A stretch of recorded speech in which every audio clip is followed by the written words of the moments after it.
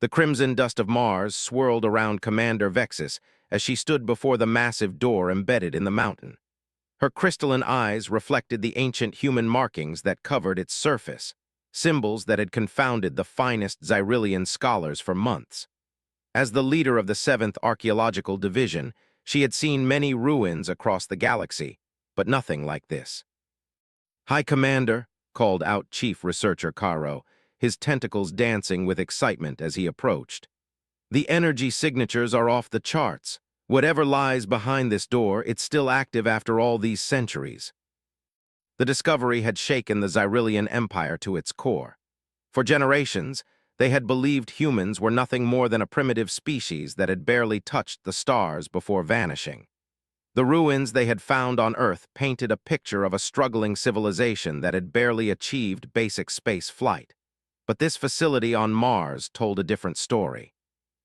"Begin the opening sequence," Vexus commanded, her scaled hand brushing against the cool metal of the door.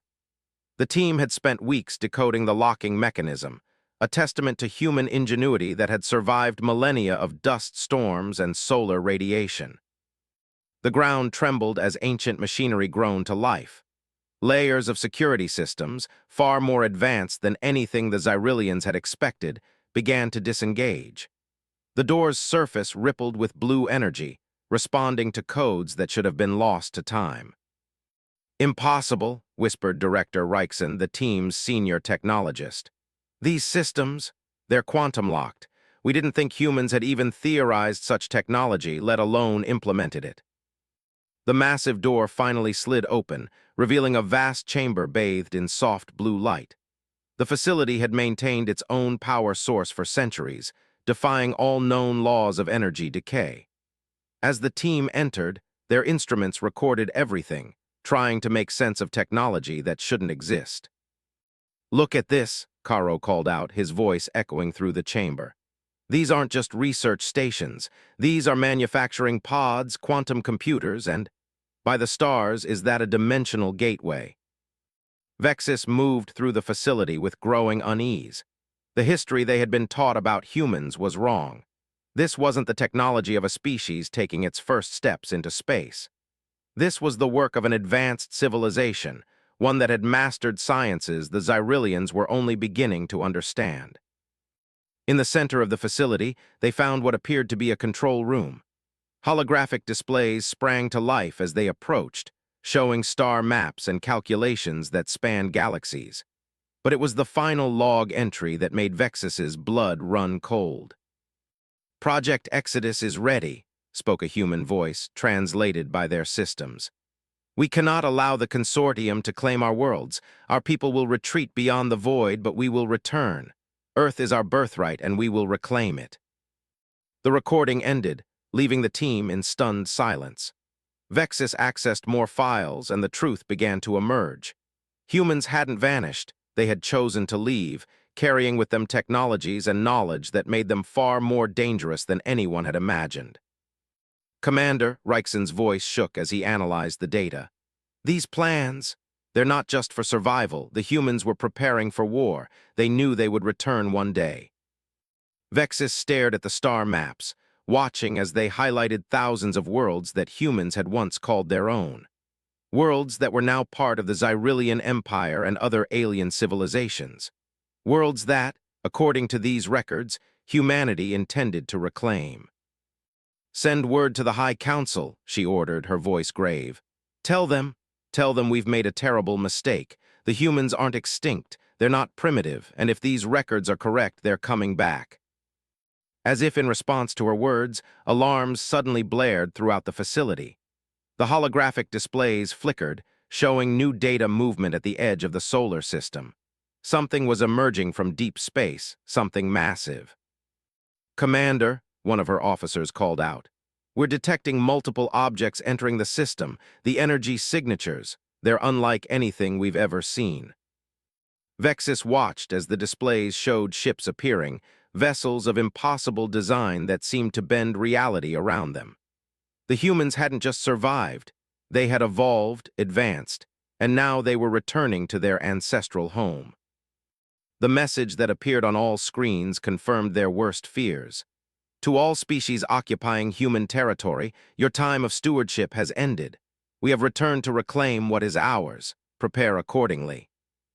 The awakening had begun, and the galaxy would never be the same. The Xyrillian High Council chamber had never felt so tense. The holographic displays showed the human fleet's steady advance through the solar system, their ships moving with an almost organic grace. Admiral Thex stood before the assembled council members, his normally iridescent scales dulled with worry. The human vessels have established a perimeter around Mars, he reported, manipulating the tactical display with a wave of his hand. They've made no hostile moves, but they're not responding to any of our attempts at communication. High Counselor Myra leaned forward, her ancient eyes fixed on the impossible ships that had appeared from the void. How many vessels? 300 and counting, Thex replied. But it's their technology that concerns us most. Our sensors can barely read them. It's as if their ships exist in multiple dimensions simultaneously. Commander Vexis stepped forward, still covered in the red dust of Mars. She had been recalled directly from the facility, bringing with her data that had shaken the Empire's understanding of human history. The facility we discovered wasn't just a research station, she explained, projecting new images into the chamber. It was a blueprint for their evolution. The humans didn't just flee, they had a plan. Every piece of technology they left behind was a marker of where they intended to go. The council chamber erupted in murmurs as Vexis displayed the human ship schematics found in the Mars facility. The designs were centuries old, yet they matched perfectly with the vessels now orbiting the red planet. They knew exactly what they would become, Vexis continued. The humans didn't just survive in deep space, they thrived. They used their time in exile to perfect technologies we thought impossible. A new alert silenced the chamber. The human fleet was moving, but not toward Earth as expected. Their massive ships were taking up positions around various points in space, creating a complex geometric pattern. By the ancient stars, whispered Chief Scientist Caro, who had joined them from Mars.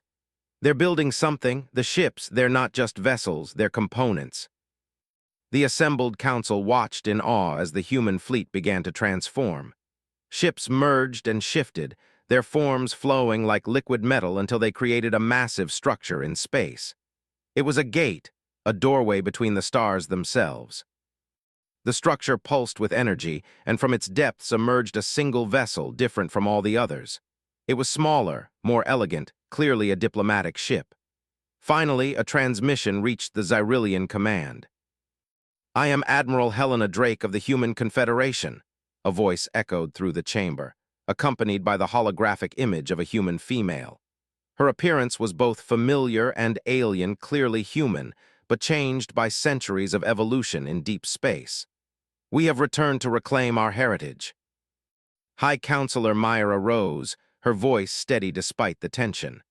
"The worlds you abandoned have been under our stewardship for centuries. They are now home to billions of our people." "We understand," Admiral Drake replied, her voice carrying an edge of steel beneath its diplomatic tone. "That is why we come first in peace, but make no mistake, we will reclaim what was ours. The question is whether your people will work with us or against us." The tactical displays suddenly lit up with new signatures as more gates opened throughout the solar system. The human fleet hadn't just sent a vanguard. They had created a network of instant transportation across space itself. "We spent our exile preparing," Drake continued. "While you thought us primitive, we were advancing beyond your imagination. We mastered dimensional engineering, quantum consciousness transfer, and technologies your scientists haven't even dreamed of yet." Vexis stepped forward, her military training warring with her scientific curiosity. "Why reveal yourselves now? Why not continue your development in secret?" The human admiral's hologram smiled, but it didn't reach her eyes. "Because the threat that forced our exodus is returning. We didn't leave simply to escape your kind's expansion. We left to prepare for something far worse. The consortium is awakening, and this time, all species will need to stand together or fall separately." The chamber fell silent as the implications sank in. The humans hadn't just returned to reclaim their worlds. They had come back to save them. But the price of that salvation would be the recognition of human authority over their ancestral domains. "You have one standard week to consider our terms," Admiral Drake concluded. "We will share our technology, our knowledge, and our protection. In return, we require the orderly transition of our former worlds back to human oversight. Choose wisely, counselors. The galaxy's survival may depend on your decision." The transmission ended, leaving the Xyrillian leadership to face a choice that would reshape the future of their civilization. The humans had returned not just as survivors, but as saviors, yet their help came with a price that could tear the Empire apart. The orbital defense platform above New Xyril shimmered in the light of three suns, as Admiral Thex watched the latest war game simulation end in another crushing defeat. The Xyrillian fleet's most advanced tactics and technologies proved useless against even basic human ship configurations they had extrapolated from the Mars facility data. "Run it again," he commanded, his scaled fingers tightening on the command rail. "Adjust formation pattern Delta 7. Focus shield harmonics on their quantum signatures." Next to him, Commander Vexus studied the tactical readouts with growing concern. "The simulations all end the same way, Admiral. Their technology isn't just advanced, it operates on principles we barely understand." The holographic display showed another squadron of Xyrillian ships dissolving under theoretical human weapon fire. These weren't even their most advanced weapons, just the ones they had planned centuries ago. 3 days, Thex muttered. 3 days until their deadline, and we're no closer to a solution. He turned to face the window, watching his real fleet conducting maneuvers in the distance. The outer colonies are already calling for surrender. A sudden alert drew their attention. The human diplomatic vessel, Harbinger, had appeared in orbit without warning, bypassing all detection systems. Admiral Drake's hologram materialized on the command deck, her expression grave. "Your military exercises are impressive, Admiral Thex," she said, a hint of genuine respect in her voice. "But unnecessary. We observe your preparations across 27 dimensions. There is no configuration of your forces that could resist us." Thex straightened, maintaining his dignity. "Then why not simply take what you want? Why give us time to prepare?" "Because we remember what it means to be young, to be proud," Drake replied. "Humanity's exodus taught us patience, but we've also detected consortium probe signals in your deep space network. They're already here, watching, waiting. We don't have time for a prolonged conflict." The command deck fell silent. The consortium, the mysterious threat the humans had warned about, was no longer a distant concern, but an immediate danger. In the science bay below, Chief Scientist Caro worked frantically with his team, studying the few human technology samples they had acquired. Each discovery led to more questions, more impossibilities. "Their quantum matrices are self-evolving," he explained to a group of bewildered researchers. "Every piece of their technology contains the potential for infinite advancement. They didn't just plan for centuries of development, they created systems that could grow beyond their own understanding." A junior researcher, Nyxis, looked up from her analysis station. "It's as if they became the very thing they were running from. The consortium drove them to evolve into something transcendent." In the diplomatic quarter, High Counselor Myra met with planetary governors from across the Empire.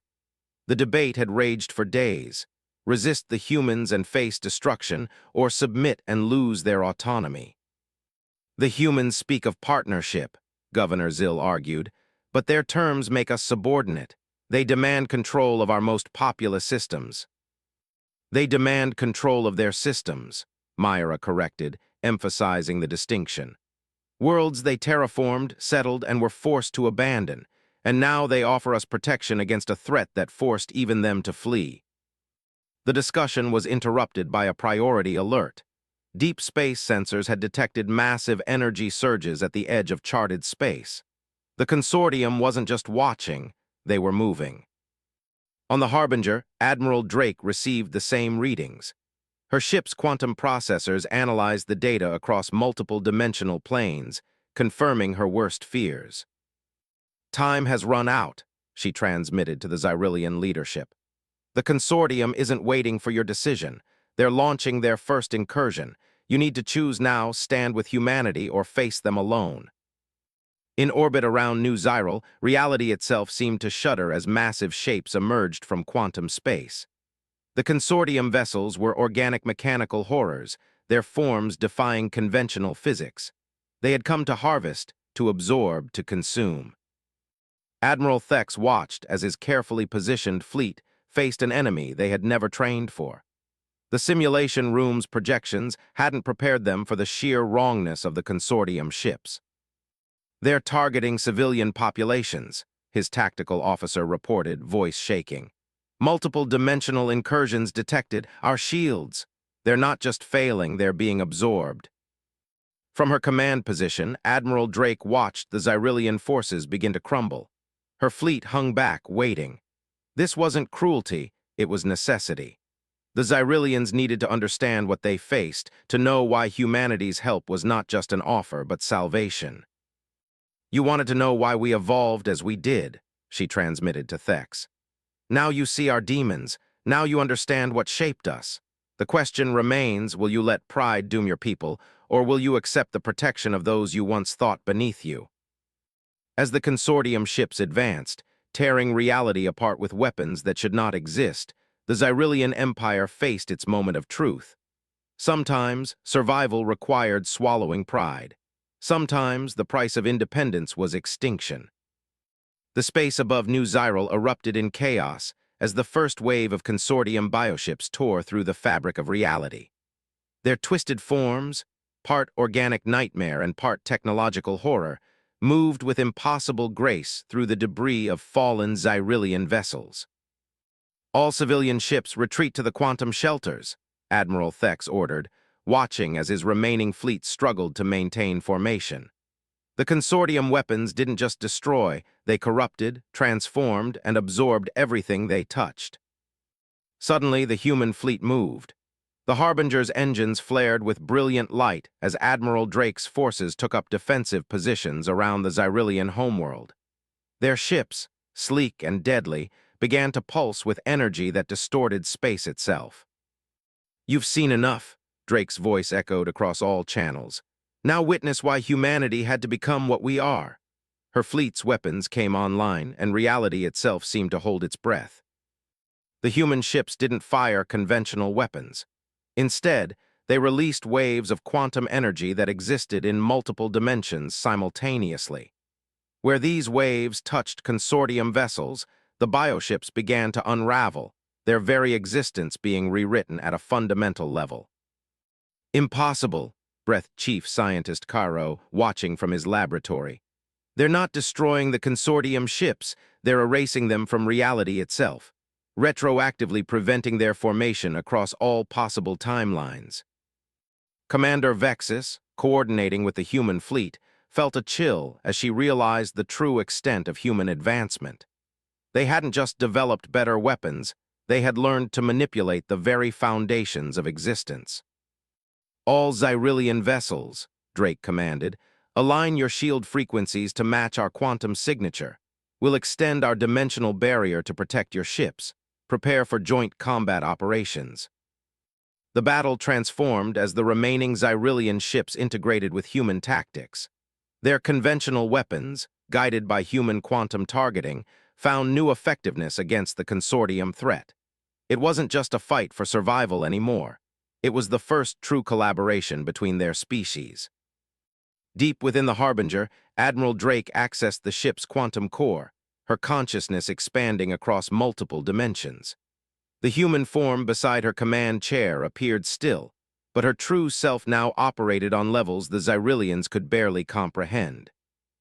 "They're attempting to establish a dimensional anchor," she communicated to both fleets. "If they succeed, they'll be able to pour their entire invasion force through. We cannot allow that to happen." The consortium forces, sensing the human intervention, changed tactics. Their ships began to merge, forming a massive organic structure that pulsed with dark energy. It was a dimensional gateway, large enough to allow their main fleet passage. "Admiral Thex," Drake's consciousness touched the Xyrillian commander's mind, sharing tactical data directly. Your people's crystal tech, it has properties we can use. Prepare your remaining ships for a synchronized attack. Thex felt the human consciousness brush against his, and in that moment he understood. The crystals that powered Xyrillian ships had quantum properties their science had never fully understood, but the humans saw their potential. All ships divert power to crystal cores, he ordered. Follow the human quantum targeting solutions exactly. The Xyrillian vessels began to glow with newfound power as their crystals resonated with human technology. The combined fleet moved as one, human quantum weapons synchronized with Xyrillian crystal energy. The attack struck the forming consortium gateway from 27 different dimensional angles simultaneously. Space itself screamed as the gateway collapsed, taking a third of the consortium fleet with it. But victory came with a price. Several Xyrillian ships, their crystal cores overloaded by the quantum resonance, exploded in brilliant flashes of light. The survivors watched in awe as the human fleet absorbed the dimensional backlash, their ships' surfaces rippling like liquid metal. "The gateway is destroyed," Drake announced, her consciousness returning to her physical form. But this was only their first attempt. The consortium will return and in greater numbers. In the aftermath of battle, as rescue ships collected survivors and repair crews began their work, Thex received a private transmission from the human admiral. "Your people fought well," Drake said, her hologram showing genuine respect. "We had forgotten what it was like to fight alongside others, to trust allies in battle. Perhaps we can learn from each other." The Xyrillian admiral looked at his tactical display, at the representation of impossible human ships protecting his homeworld. "We thought we were defending our independence," he replied, "but we were really fighting against our own salvation." The battle had changed everything. The Xyrillians had seen both the horror of the consortium and the incredible advancement of humanity. But more importantly, they had glimpsed a future where both species might stand together against the darkness that threatened all life. As debris from the battle burned up in New Xyril's atmosphere, creating streams of light across the sky, plans were already being made. The humans would share their technology, teach the Xyrillians to evolve as they had. And in return, the crystal technology of the Xyrillians might hold secrets even humanity had yet to discover. The grand chamber of the Unity Station hung in space between Earth and Mars, a massive structure that blended human quantum architecture with Xyrillian crystal technology. 6 months had passed since the first consortium attack, and the galaxy had changed more in that time than in the previous millennium. Admiral Drake stood at the observation window, her evolved form reflecting the soft light of Earth below. Behind her, High Counselor Myra and Admiral Thex approached, their footsteps echoing in the crystalline chamber. "The integration of our technologies progresses faster than expected," Myra said, her scaled hands gesturing to the holographic displays showing construction projects across multiple star systems. "Our people are learning to see beyond 3 dimensions, just as yours once did." Drake nodded, turning to face her allies. The past months had proven that humanity's return wasn't just about reclaiming territory, it was about preparing the galaxy for what was to come. "The consortium won't wait much longer. Our quantum sensors detect their fleet gathering beyond the dimensional veil." In the station's research wing, Chief Scientist Caro worked alongside human scientists, their minds linked through quantum interfaces that transcended physical communication. The mysteries of human technology were slowly becoming clear to the Xyrillians, while human researchers discovered new applications for crystal energy they had never imagined. "The dimensional barriers are nearly complete," Commander Vexus reported, entering the chamber with a holographic projection of the defense network. "Every major system is now protected by quantum crystal shields, but the power requirements will be met," Drake finished. "The solar harvesting arrays are operating at full capacity. Humanity remembers what it means to prepare for survival. We won't let another species face exodus as we did." The displays shifted, showing the vast changes across former human territories. The transition of power had been peaceful, with humans and Xyrillians working together to create hybrid colonies that served both species. But it wasn't just about sharing space, it was about evolving together. "We've detected 15 more consortium probe signals," Thex announced, his voice grave. "They're testing our defenses, looking for weaknesses, but they'll find none. Every attack makes our barriers stronger, our understanding deeper." Drake activated a secure quantum channel, revealing classified data from human deep space outposts. The consortium isn't just an invading force. They're running from something too, something that exists beyond even our understanding of reality. The chamber fell silent as the implications sank in. The human exodus, the consortium's aggression, they were all symptoms of a greater cosmic dance, a pattern of escape and evolution that spanned galaxies. "Then we stand together," Myra declared, her ancient eyes showing new determination. "Not just humans and Xyrillians, but all species. We must unite or face extinction." The station's quantum core pulsed, responding to the heightened emotions in the chamber. Crystal formations grew and shifted, creating new patterns that reflected the merging of two civilizations' hopes and fears. "We've received reports from the Outer Rim," Vexus announced suddenly. "The consortium. They're not just gathering, they're changing, adapting to our defenses. The next wave will be unlike anything we've faced." Drake's form shimmed slightly as she accessed the quantum network, her consciousness expanding to process the new data. "Then we'll change too. Humanity's greatest strength wasn't our technology, it was our ability to adapt, to become more than we were. Now we'll teach that strength to others." The displays showed new ship designs, vessels that combined human quantum engineering with Xyrillian crystal matrices in ways neither species had imagined possible. They were creating something entirely new, something that transcended their individual civilizations. "The future isn't about reclaiming what was lost," Drake continued, her voice carrying the weight of centuries of human evolution. "It's about building something greater. The consortium forced humanity to change, to become something more.